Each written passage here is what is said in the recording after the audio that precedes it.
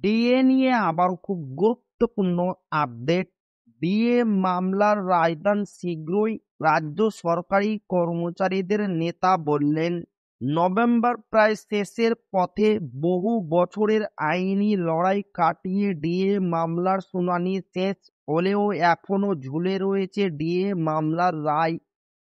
সেই দিকেই তাকিয়ে রয়েছেন রাজ্যের লক্ষ লক্ষ সরকারি কর্মচারী।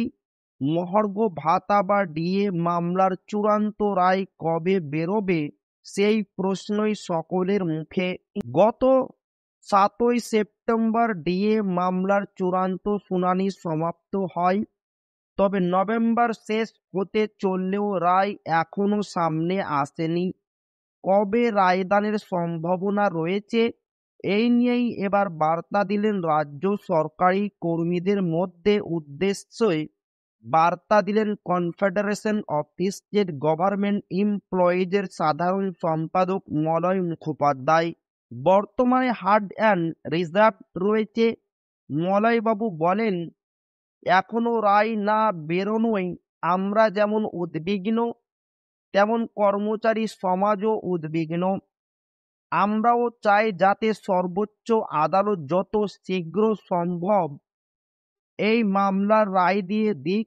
তবে এটা তো আমাদের হাতে নেই, এটা সুপ্রিম কোর্টের উপর নির্ভর করছে।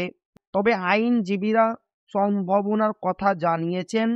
তিনি বলেন, তারা বলেছেন, নভেম্বরের শেষের সপ্তাহে রায়দান হলেও হতে পারে, না হলে ডিসেম্বর মাসে হতে পারে। আমাদের মনে হচ্ছে এবছর অবশ্যই রায় প্রকাশ পাবে। কর্মচারী ও অবসরপ্রাপ্ত কর্মীদের আর কয়েকটা দিন অপেক্ষা করার অনুরোধ করব। ডিএ মামলার রায় কি ঠান্ডা ঘরে চলে যাবে, এই বিষয়ে মলয়বাবু বলেন, আমাদের এটা কখনোই মনে হয় না যে ডিএ মামলার রায় ঠান্ডা ঘরে চলে যাবে। উল্লেখ্য, ডিএ মামলার শুনানি বিচারপতি সঞ্জয় কারোল এবং বিচারপতি প্রশান্ত কুমার মিশ্রের স্পেশাল বেঞ্চে সমাপ্ত হয়েছে। এই আবহে ডিএ মামলার রায়দান করবে বলে শোনা গিয়েছে। এবার কবে ডিএ মামলার রায়দান হবে, সেই দিকে চেয়ে রয়েছেন রাজ্যের লক্ষ লক্ষ সরকারি কর্মচারী।